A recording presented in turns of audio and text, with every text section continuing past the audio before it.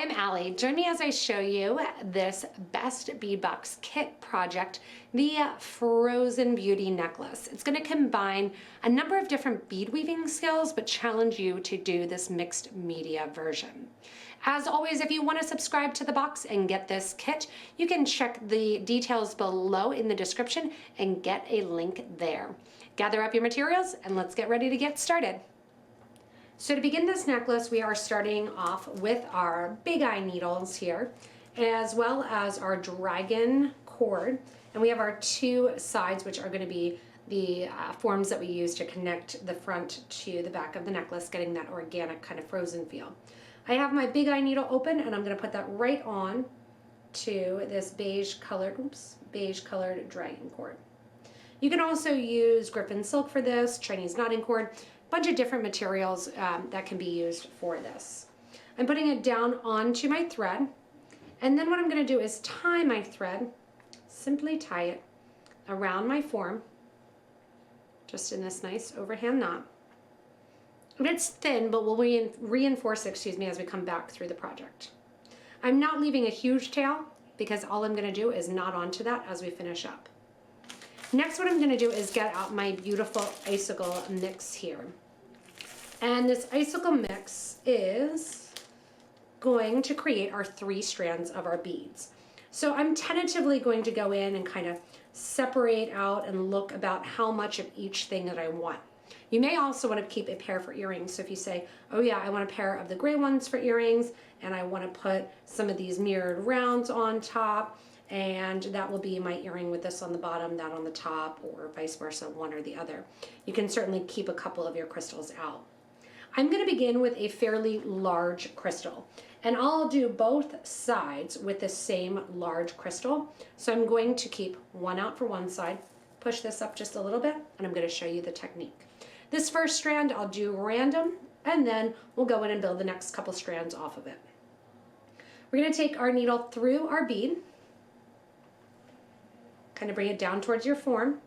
You're going to wrap the cord around the bead by putting that cord back through. So you can see I put the cord through, I have it through, and I'm going to run it back through from the bottom to the top. You could change this look totally with a darker cord because you're going to see that just the tiniest bit along the edge, which I like. I want that organic look. From here, you're just going to pick up beads at random, looping through them, then looping back through, again just for kind of that random look. And then I'm pushing them right up next to one another.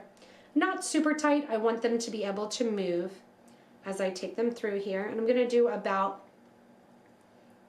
5 or 6 inches of these beads going through this same method and way, just picking up at random for this first strand, using big beads, small beads, and all of this fun little icicle mix.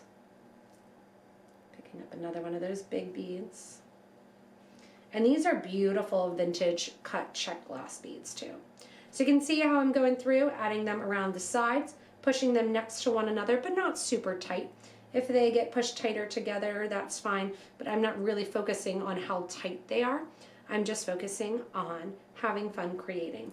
I'm going to continue then on till I have my 6 inches of my initial bead, and we'll wrap around the form on the opposite side.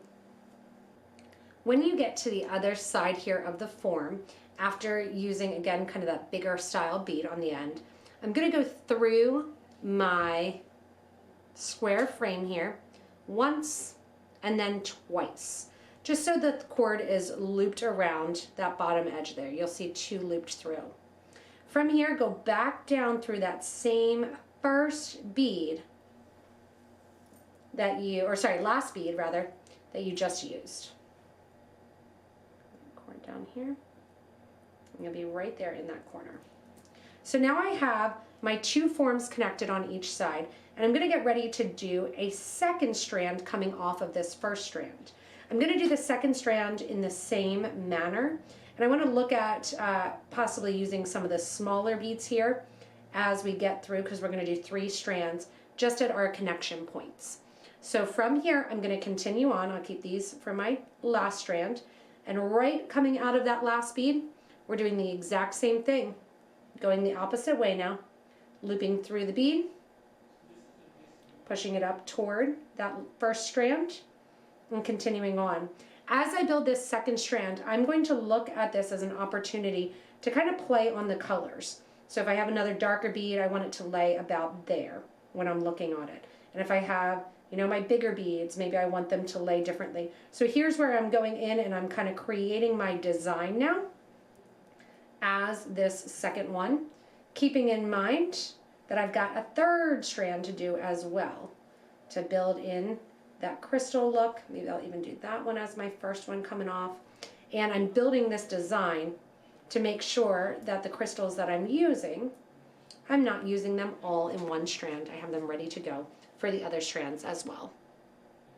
When you get to the end of the second strand, you just want to set up your piece and make sure that it's hanging so that the first strand isn't going to hang over top of the second piece. So it's kind of nice to hold it up, let the weight do its thing, and then see whether or not they're going to sit nicely for you. So you're making the second one go into that first strand, or that first bead, just like we did on that secondary side. Going into the first bead, looping around the form. Then we're going to come back down through that bead as well. As we come back down through that first bead, we're also going to go down through the last bead of the row we just completed. So see how that's going to sit kind of cascading down in the project. Now we're ready to go in and we're going to create our last strand. As we create our last strand and add some of our crystals in here, we're going to come back to that secondary side, going through both the last crystal from this second strand and the last crystal from the first strand as well, before we go in and loop around our setting. Once you get finished with the end of the design and have your third strand there hanging, you're going back through bead number, or the last bead in row 2, last bead in row 1, looping around the form, and then I took my thread and my cord all the way back through the first strand here. I have the 2 thread ends together of that DragonCord, and I'm going to simply tie them into a knot. That's the advantage of having this almost translucent kind of thread that you don't really see. You'll just tie it there, and then we'll move on to our second step of our project, which is going to be adding our cord to the back and showing you how we are sewing on our clasp to do so. From here, you can go in and you can burn down those thread edges if you want, or drop a little dab of glue if you have some, and then cut those 2 pieces short. But you can see how these are laying. They have that nice cascading look. Now we're ready to attach our sides, and I like this project because it's kind of mixed media. Going in now and using with this icicle combo a nice leather look, so the suede. We're going to loop the suede around the form and then sew it onto our clasp. So I have my other needle here with some of the gray dragon thread, and I took my cord, if you're getting this as a kit like this from the subscription box, I took my cord there and I cut it in half, go through the project from the back towards the front, and then I'm going to pull those strands through.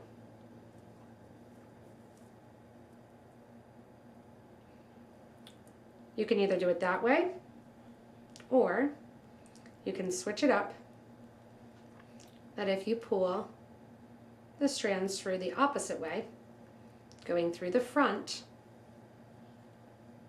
towards the back, you can have it looped, that the loop shows in the front.